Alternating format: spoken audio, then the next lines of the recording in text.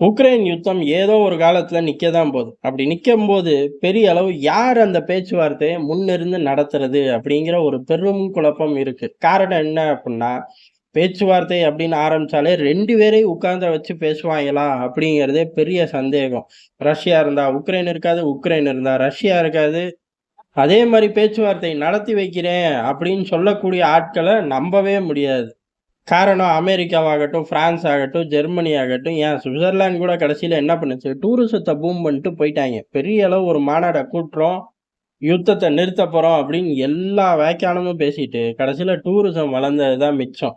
அந்த அளவு சைடுல நடுநிலையா நிக்கக்கூடிய நாடுகள் கூட பெரிய அளவு மைலேஜ உருவி போகக்கூடிய காலகட்டம். அதுக்கு காரணம் ஜெலன்ஸ்கி, அன்னை அமெரிக்கா இப்படி பல விஷயங்கள் கடந்து போனாலும், சரி இப்ப பேச்சுவார்த்தை அப்படின்னு எப்படி தான் முடியும்? யுத்தம் இழுத்துக்கிட்டே தான் இருக்கும். இன்னும் சொல்லப்போனா, இப்படியே விட்டுட்டோம் அப்புட்ன்னா, சின்ன சின்ன யுத்தம். அதாவது கிராஸ் பார்டர் ஃபயர் ஏற்படக்கூடிய நாடுகள் நெறைய இருக்கு. 10 வருஷத்துக்கு முன்னாடி நாள்தோறும் இந்தியாவே அனுபவிச்சுக்கிட்டு இருந்த கொடும தான். அந்த மாரி கிராஸ் பார்டர் ஃபயர் அந்த ஒரு தோற்றத்துல, அந்த ஒரு எண்ணிக்கையில அங்க யுத்தம் நடந்துகிட்டே தான் இருக்கும். பேச்சுவார்த்தையிலே உட்காராட்டி. பிடிச்சப்பட்ட பகுதிகள் ரஷ்யாவுக்கு, இருக்கக்கூடிய பகுதிகள் அண்ணன் ஜெலன்ஸ்கிக்கு அப்படின்னு ஒரு பீஸ்ஃபுல்லா போவாய்ங்க. கிராஸ் பார்டர்லயே ஓடும். இத அமெரிக்கா ரசிக்க தான் போது. ஆனா, இப்படியே விட்டுக்கிட்டு இருப்பார்களா அப்படின்னு கேட்டா, எதையாச்சும் உட்கார்ந்து பேசுறதுக்கு ஆட்கள் தேவ. அப்படி உட்கார வைக்கிறக்கான ஒரு ஆள் அப்படின்னா, அது இந்தியா அப்படின்னு இப்ப எல்லாரும் ஸ்ட்ராங்கா நம்புறார்கள். காரணம் என்னன்னா, இதுவரையும் தலையிட்ட பிளேயர்கள் எல்லாரும் உருப்படாதவனுங்க தான். அமெரிக்காவாகட்டும், ஐரோப்பாவாகட்டும், சீனாவாகட்டும். சுவிட்சர்லாந்து கேட்கவே வேணாம். அப்ப யாரு தான் இருக்கா அப்புட்ன்னா, எர்டோகன் கையில குடுக்கலாமா அப்படின்னு கேட்டா, எர்டோகன் ஏற்கனவே பேச்சுவார்த்தையிலலாம் ஈடுபடுவாரு. ஆனா முழுக்க முழுக்க கடைசியில பிடிக்கப்பட்ட பகுதிகள் துருக்கிக்கு சொந்தம் அப்படின்னு எழுதி வாங்கிக்கக்கூடிய ஆள். அவர நம்பி பேச்சுவார்த்தைக்கு போய் யாருக்குமே புண்ணியம் கிடையாது. தப்பி தவறி அந்த ரூம்க்குள்ள அவரோட தலைமையில நுழைஞ்சுட்டா, அமெரிக்கா, ரஷ்யா, உக்ரைன் எல்லார்கிட்ட இருந்து தனக்கு தேவையானத சாதிச்சுக்கிட்டு, சரி 3 பெரிய மனுஷனுங்க ரூம்க்குள்ள உட்கார்ந்து பேசுறாங்களே, தண்ணி கிண்ணி வேணுமா அப்படின்னு குடுத்து கூட விடமாட்டாரு. அந்த அளவுக்கு ஒரு மோசமான அரசியல்வாதி.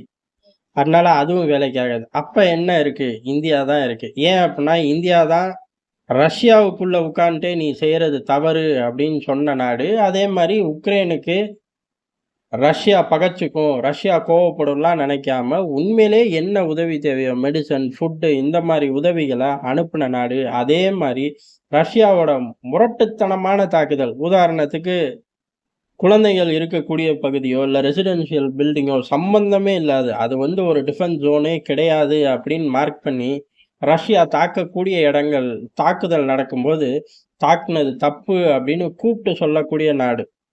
ரஷ்யா தாக்கிருச்சு, சர்வாதிகாரம், அந்த நாடு நாசமா போகும் அப்படின்னு சொல்லி வெளியுறவு கொள்கையில டிசைன் பண்ணி பிரஸ்ஸ அட்ரஸ் பண்ணக்கூடியதில்ல. நேரடியா ரஷ்யாவ கூப்ட்டு, இந்த மாரி தாக்குதல்லாம் பண்ணாதீங்கன்னு சொல்லக்கூடிய நாடு. அதே சமயம் தனக்கான எந்த விஷயத்தையும் விட்டுக் குடுக்காத நாடு. உதாரணத்துக்கு ரஷ்யால போய் பெரிய அளவு ஏற்றுமதி, இறக்குமதி, உலக அரசியல் எல்லாத்தையும் திருப்பி போட்டாலும், நமக்கு இப்ப ரஷ்யா கூட இருக்கக்கூடிய முக்கியமான ஒரு விஷயம் அப்புட்ன்னா, யுத்தத்துக்கு ஆட்கள திரட்டியிருக்கார்கள் உலகம் பூரா. அதுல இந்தியர்களையும் ஹையர் பண்ணியிருக்காய்ங்க. ஆனா யுத்தம் அப்படின்னு சொல்லாமயே ஹையர் பண்ணிட்டாய்ங்க.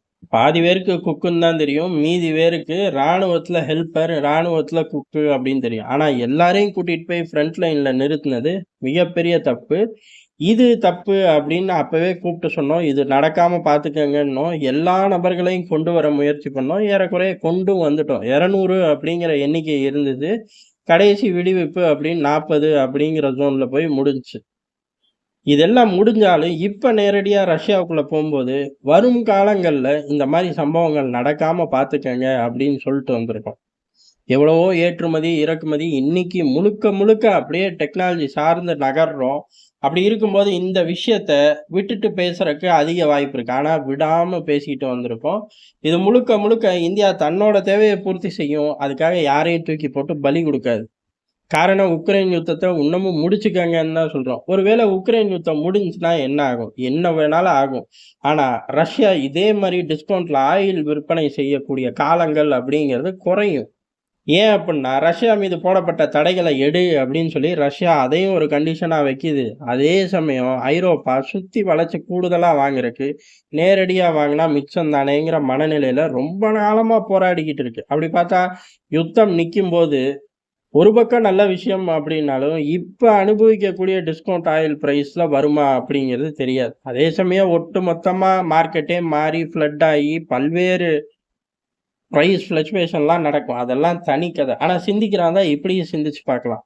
இத தக்க வச்சுக்கணும்னா, இதுக்காகவும் இறங்கி வேலை பார்க்கலாம். இப்படி வேலை பார்க்கக்கூடிய நாடுகள் தான் அமெரிக்கா, ஐரோப்பால உள்ள எல்லா நாடுகளும். அப்ப நம்மளும் இதே செய்யலாம்ல. ஆனா செய்யல. இந்த மாரி பல பாராமீட்டர்ஸ்ல அடுத்ததாக இந்த 2 நபர்கள டேபிள்ல உட்கார வைக்கக்கூடிய ஒரே நாடா இந்தியா இருக்கு. ரஷ்யாவும் அதையே வலியுறுத்துது. இந்தியா சொல்லக்கூடிய விஷயத்துக்கு அமெரிக்கா இறங்கி வந்தா, அதுக்கப்புறம் மத்தத பார்த்துக்கலாம் அப்படின்னு இருக்காங்க. இந்த இடத்துல ரொம்ப தெளிவா உக்ரைனையே தூக்கி வீசிட்டாங்க. அமெரிக்கா இறங்கி வந்தா. அதாவது பேச்சுவார்த்தையில உட்காரும்போது, முதல் கட்டமா ரஷ்யா, உக்ரைன் யுத்தம் ஆரம்பிச்ச காலகட்டத்துல ஒரு போர் நிறுத்தம் அப்படின்னு வந்துச்சு. சில நாட்கள். அந்த சில நாட்கள் மாரி மீண்டும் வரதுக்கு அதிக வாய்ப்பு இருக்கு. இத முதல் முறையா உலகத்துக்கு எடுத்துக் குடுத்தது இந்தியா தான். அதனால இந்தியாவ வச்சே அந்த பேச்சுவார்த்தைய ஆரம்பிச்சிரலாம் அப்படின்னு ரஷ்யாவும் இறங்கி வந்திருக்கு. இந்த விவகாரத்த சாதிக்கும்போது, நமக்கு இந்த டிஸ்கவுண்ட் ஆயில்லாம் தாண்டி ஏகப்பட்ட மைலேஜ் கிடைக்கும். குறிப்பா சீனாவ ரொம்ப தூரம் ரஷ்யா கிட்ட இருந்து தள்ளி வைக்கலாம். அதே மாரி நீண்ட காலம் இந்த சேனல்கள மெயின்டெயின் பண்றதுக்கு இந்தியாவோட உதவி தேவை. அப்ப ஐரோப்பாவோட இந்த நொலநாட்டிய பேச்சுக்கள கண்ட்ரோல் பண்ணலாம். ஐரோப்பால இருக்கக்கூடிய ஷேர்ஸ இன்கிரீஸ் பண்ணலாம். இந்த மாரி பல மைலேஜ் நமக்கு இருக்கு. அத நோக்கி இந்தியாவும் போது, ரஷ்யாவும் போது, அமெரிக்காவும் போது. 3 நாடுகளும் ஒரே பாயிண்ட்ட நோக்கி முன்னேறும்போது, எதிரி சீனா என்ன பண்றான் அப்படிங்கிறது தான். எதிரி சீனாவ பொறுத்தவரை கதறி அழுகிறத தவிர வேற வழியே இல்ல. காரணம், இந்த யுத்தம் நடந்தாலும் சீனாவுக்கு ஆபத்து. ஏன் அப்புட்ன்னா, இந்தியா நெருங்குது. இந்த யுத்தத்துல பல நாடுகளும் மைலேஜ் எடுக்கிறார்கள். ஆனா, சீனாவ பொறுத்தவரை ஒண்ணும் கிடையாது. அப்ப எவ்வளோ திருட்டுத்தனமா கச்சா எண்ணெய வாங்க முடிஞ்சுச்சோ, அதே தான் வாங்குறாங்களே ஒழிய, புதுசா ஒரு ப்ராஜெக்ட்ட கூட ரஷ்யா பேப்பர்ல எழுதி கூட சீனா இருக்கக்கூடிய திசை பக்கம் கூட காட்டுறதில்ல. ஆனா, இந்தியா கூட பல ப்ராஜெக்ட்டுகள் ஒப்பந்தம் போய்க்கிட்டே தான் இருக்கு. சரி யுத்தம் நின்னுச்சுன்னா, இந்த வேகம் கொஞ்சம் குறையும்ல. வேகம் குறையும், இல்ல வேகம் கூடும். ஏதோ ஒண்ணு இன்னைக்கு உள்ள பாயிண்ட்ல இருந்து மாறும் அப்படின்னு சீனா நெனச்சா, இந்த யுத்தம் நின்னோனே எல்லார் ஃபோக்கஸும் தைவான நோக்கி தான் போகுமாட்டுக்கு. நேட்டோவே சீனாவ நோக்கி நகருது. அப்படி நகரக்கூடிய நேட்டோவுக்கு தீனி போட்ட விதமா பெலாரஸ்ல ஒரு கூட்டு பயிற்சி பண்ணி, லேபிள வேற சீனா ஒட்டுது. தைவான சுத்தி கூட்டு பயிற்சியே இன்னும் வெற்றிகரமா வரல. நல்லா சாதிச்சுருவோம் அப்படின்னு அவர்களோட ராணுவம் சொல்லாதனால தான் அதிபர் ஷி ஜின்பிங் இன்னும் உத்தரவே குடுக்கல. தாக்குங்க அப்படின்னு. அப்படி இருக்கும்போது பெலாரஸ்ல போய் இந்த ராணுவம் கிழிச்சிருமா அப்படின்னு கேட்டா, குளோபல் டைம்ஸ்க்கு ஹெட்லைன்ஸ் குடுக்கணுங்கிற செஞ்ச வேலை சீனாவுக்கு இன்னும் ஆப்ப அதிகப்படுத்திருச்சு. இந்த மாரி இந்தியாவோட ஒவ்வொரு நகர்வுகளும் நேரடியாவும், மறைமுகமாவும் சீனாவுக்கு மரண அடி குடுக்குதுங்கிறது தான் எதார்த்தமான உண்ம.